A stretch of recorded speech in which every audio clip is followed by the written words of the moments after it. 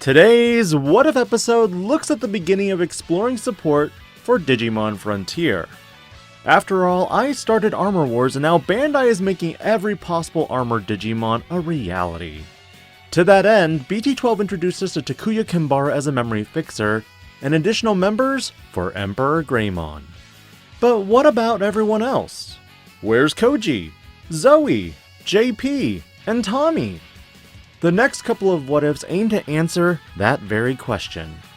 With that in mind, Koji Minamoto debuts some conceptual cards that definitely synergize more with existing support in BT7. One of the main questions I always asked myself was, how in the world am I ever going to have 5 hybrids in my hand to place underneath Koji for his effect? The answer is never. One of the major problems with Koji as a tamer is that in order to use his effect, having 5 cards in hand to use was very problematic. It's not as flexible as Takuya, in which you can just use cards from the trash, meaning crashing your Digimon into security without a care in the world was much more effective. But now, I offer this Strabimon, a 3-cost Digimon that simply has jamming. It takes elements from OGVmon, but also has an inheritable.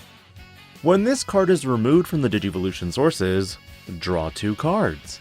Meaning if this card is source stripped via card effect or returned to the hand by a blue hybrid Digimon, not only do you get to recycle this Digimon next turn when you promote a new egg, but draw 2 additional cards as well. This is one of the first cards that I felt Bandai needed to print after revealing Koji's effect. Unfortunately, that was not the case.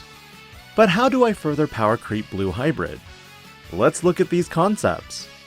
A lobomon that digivolves for 1 from kendogarurumon, and can digivolve from Koji Minamoto as if it were a level 3 Digimon. So long, generic Digivolution from a blue tamer. Hello, specificity. This Digimon has a when digivolving when attacking effect that lets you return 1 Digimon with hybrid in its traits to your hand from the Digivolution sources. If you do, return one of your opponent's Digimon with level less than or equal to the returned card to your opponent's hand.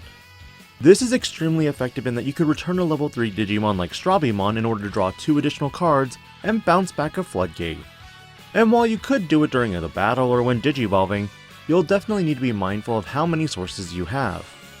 As for its inheritable, when this card is removed from the Digivolution sources, this Digimon cannot be blocked for the turn. As for kendogarurumon, same effects as lobomon but from lobomon, and the difference here is you can tuck Koji Minamoto underneath this Digimon's Digivolution sources. As well as on deletion, you get to play 1 Koji Minamoto from trash to your battle area. The difference in the inheritable is that when it's removed from the Digivolution sources, it unsuspends. Beowolfmon in my mind is kind of a filler card. There was nothing special about Alderamon in BT12 either, and honestly the best Alderamon still goes to BT7. This just looks at doing the same shenanigans that Alderamon has, by combining the human and beast spirits of light from hand on top of Koji Minamoto for a warp cost of 3. It's alright, but again, nothing special. But MagnaGarurumon is where I sunk all the best effects and lore into.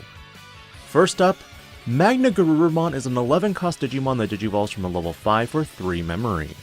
When digivolving, return one of your opponent's level 4 or lower Digimon to the hand. If this Digimon has a blue tamer in the Digivolution cards, you get to return 1 tamer or 1 level 6 or lower Digimon to the hand instead. But I'm not done yet. When attacking, once per turn, return 1 card from underneath this Digimon to your hand. Then if you have 8 or more cards, unsuspend this Digimon. A lot of MagnaGarurumon's effects take from Mirage Galgamon that, hilariously, the tamer in some ways counters it as well.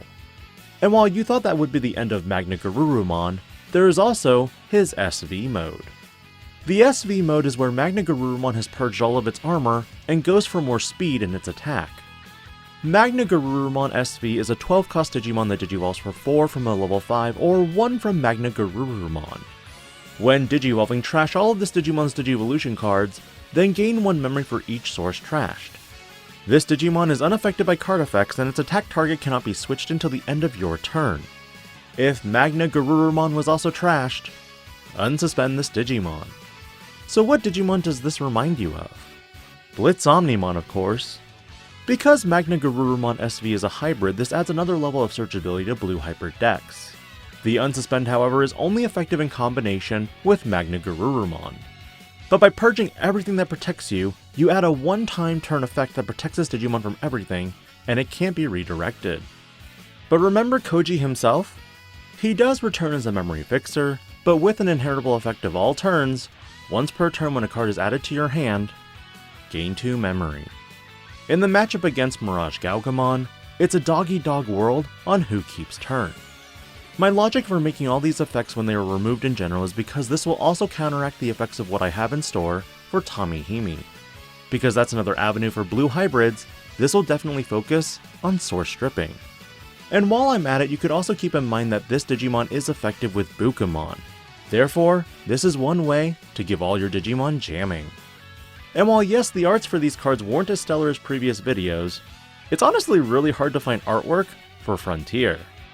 But in general, what were your thoughts for MagnaGarurumon support, and do you think cards like these would help previously made cards from BT7?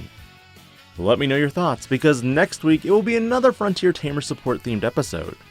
As to who, it will be a surprise. This is DigiPanda, logging out.